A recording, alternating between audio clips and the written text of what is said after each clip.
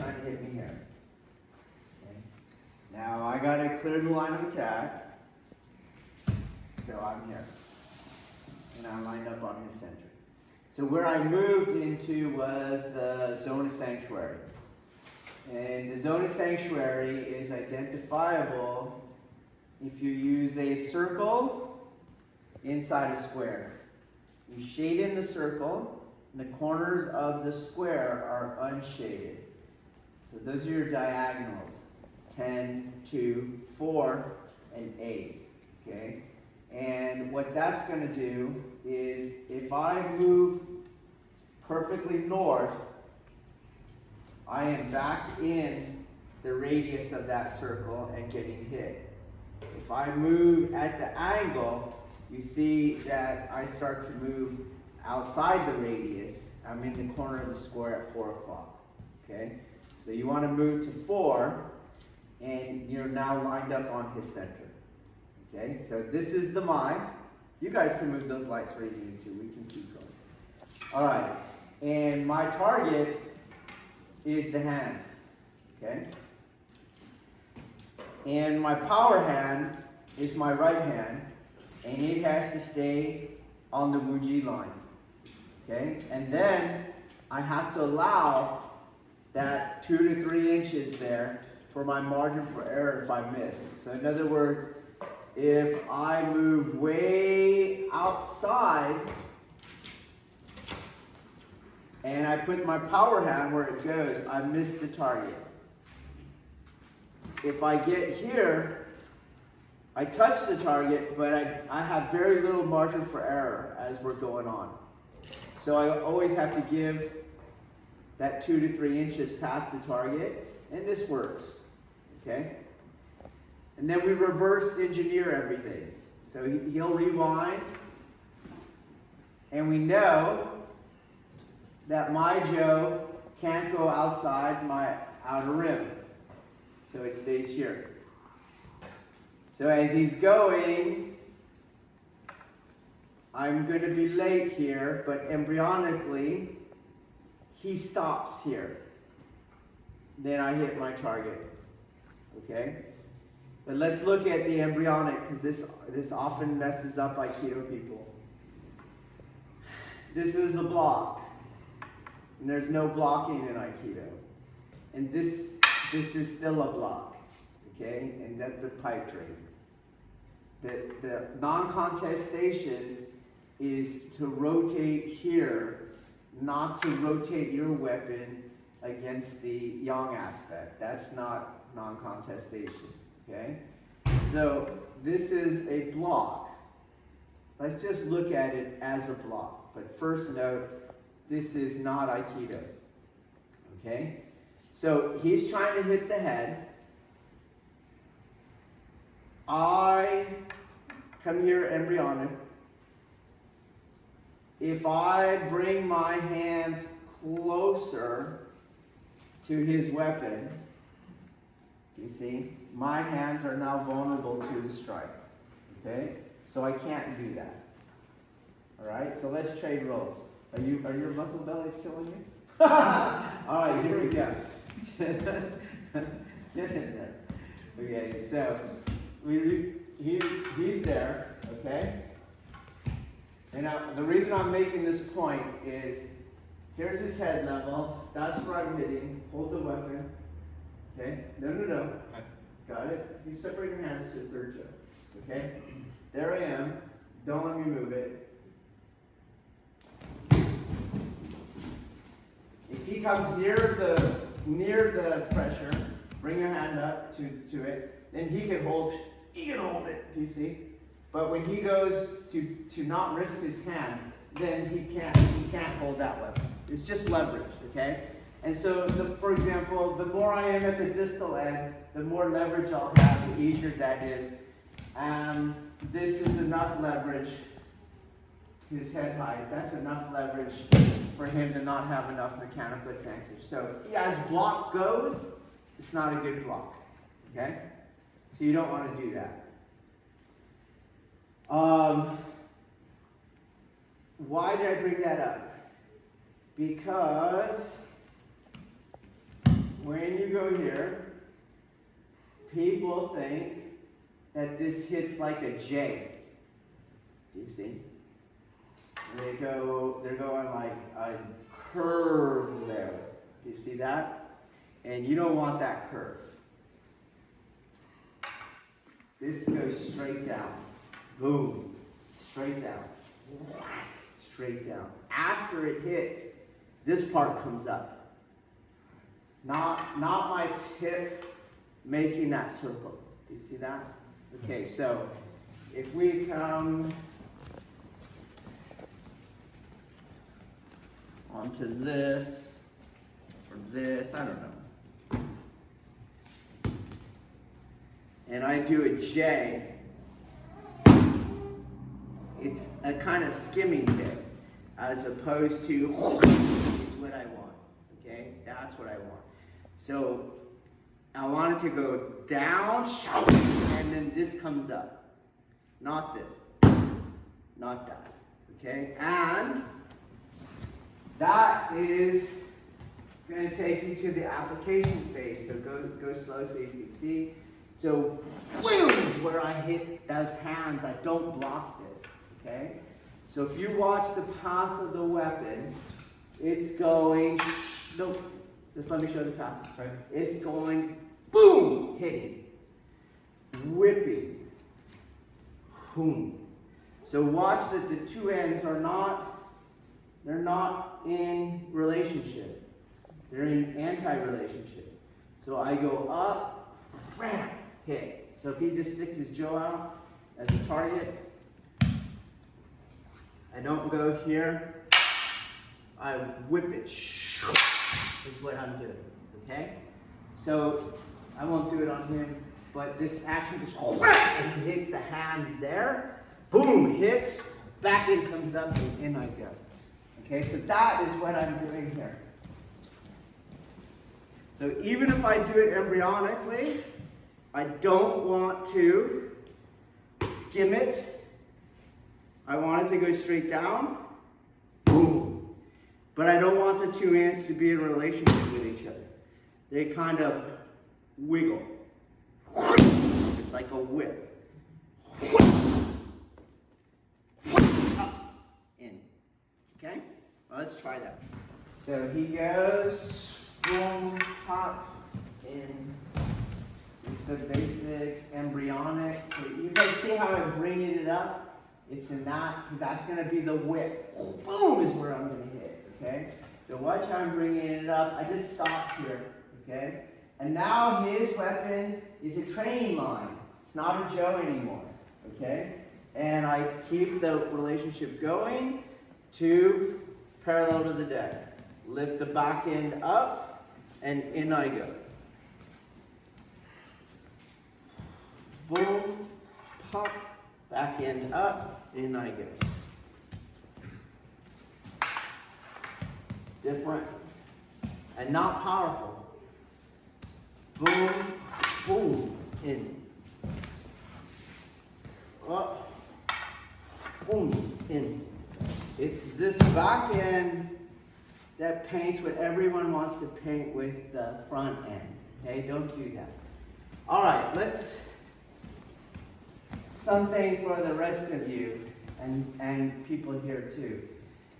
This arm is a problem, and usually because people are making a big deal out of the embryonic phase and thinking it's a block and that you can block these Joe. You can't block the Joe, okay? So they want to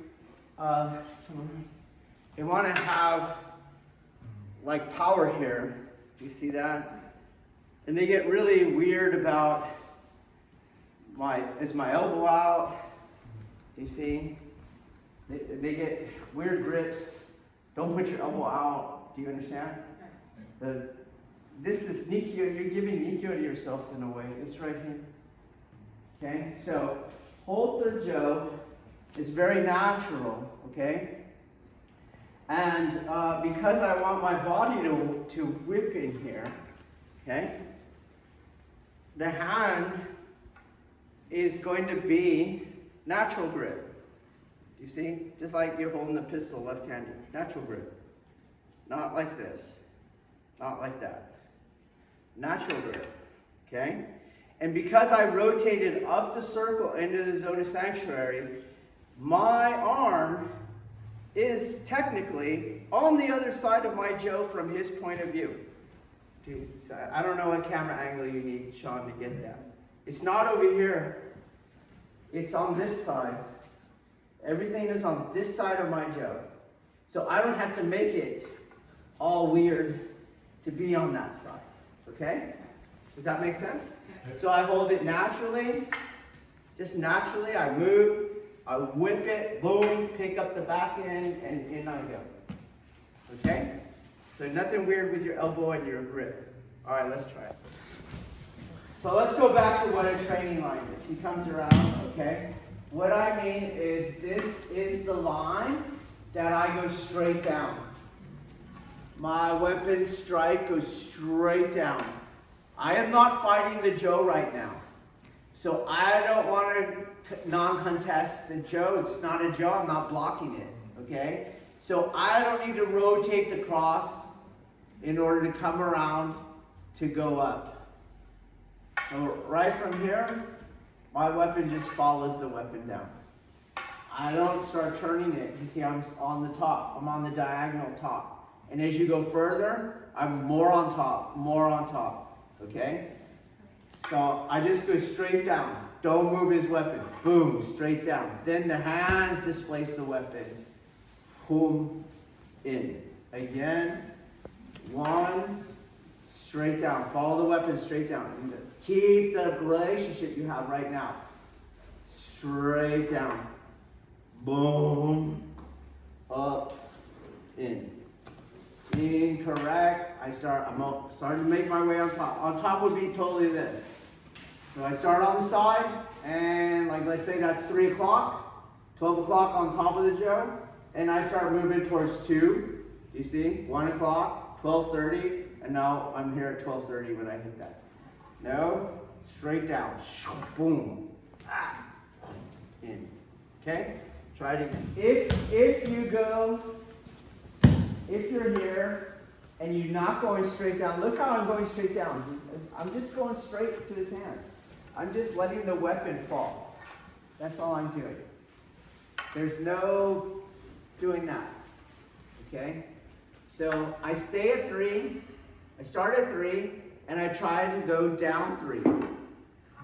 That means my weapon's in the vertical plane. If I move towards 2 on his Joe, or all the way to 12:30, as you're descending, that's that J thing you get here. Instead of just coming straight down. Straight down. What you want, okay? You don't want to hit. Look how you're going to do that J. The Joe's going that way, and then it glances off. You don't want that, okay? All right. Jumonjisuriotoshi. So this is for showmen or anything overhead, okay? And Sensei taught it different depending on where you were and when you joined him, okay? So when I first started with other of his students, he did it like this: stay on the line, come here, you see, and then he'd come off the line. And sometimes he'd go like this, because he was acrobatic weird, okay? Or sometimes he'd violate the rule of 1, 2 to none, okay? But later he'd move 1. So as he does his 1 step, I did my 1 step, and then I tapped here, okay? So careful if you're watching videos, because you're going to see he does this, he stayed on the line. That doesn't make sense, stay on the line. What happens if my Joe breaks? That doesn't make sense. That's a contestation, and this isn't going to stop it, okay?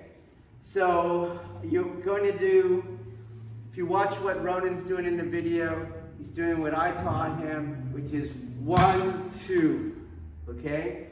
That's the first thing. Don't stay on the line. It is 1, 2. And then we got to deal with the block, okay? And you don't want to block. It is an embryonic thing. So he goes here, and now I have another guideline. And that's what I use to follow straight down. Okay? That means, go back, and let's say he's doing showman, the real technique is right there, okay? Without the block. So, let's look at power. Because most people emphasize the block with this big thing between your hands, okay? But now, you won't have as much power as you think, okay? I know it feels weird because that looks like it's powerful, but off of his jaw, when I'm here like this, it's very hard to control that. You can see how it wiggled on me even at that pace, okay? You gotta choke up on the weapon. You have to choke up on the weapon and you hit here. Right, you hit there, okay? So watch how I do that. You're at third Joe, and in the technique, don't go all the way to there. In the technique here, short, boom, hit right there. Now you're back at third Joe on the other side, okay? So if you go, you're here, I don't know what you're gonna do. You see that? So you follow the third Joe rule, and you look for this kind of short stick, not long stick. Yeah, under this ideal conditions, you could do that, but you're gonna pull to the new third Joe, and is where you're hitting that, and it's just smacking straight down, okay? Not this kind of wiggly thing, okay? All right, we're gonna play with that short Joe, hitting the bag, try it. So on all the Otoshi, you have a rule. You can't expose the spine of your weapon, because the weapon, like all weapons, they have to be between you and the person.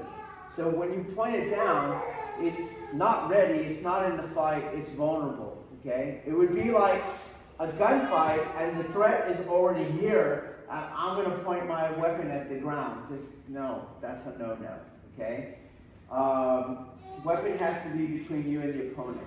So let's do the first one, Otoshizuki, and I'm here.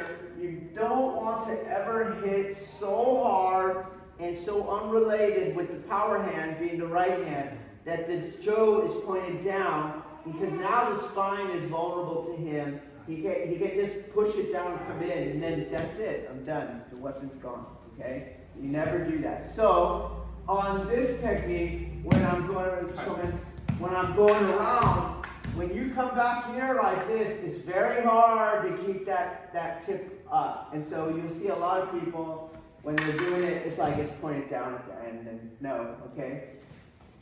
That on top of the fact that now you're not at third Joe, you gotta do something weird to come back, okay? So it's out, boom, it's where you're hitting here, you're at third Joe, and you're good to go, okay? When you do it, he didn't really take the camera, I didn't want to break his hands, but it goes to parallel to the deck is what you want to do. Parallel to the deck, okay? Boom. Alright, try it. Okay, so again, I know it looks like you get this big whack there, okay? But the problem is that here's where you first hit the hands, right? And that's where it completes, okay? So it has to pass through those hands to get here. And what ends up happening, go ahead and do what you did. He went too far. Yeah, okay? And now he goes to the strike. And now this is the same problem with the block. This is the distal end, do you see? And it doesn't have the mechanical advantage you think it does, because it's too far away from the fulcrum.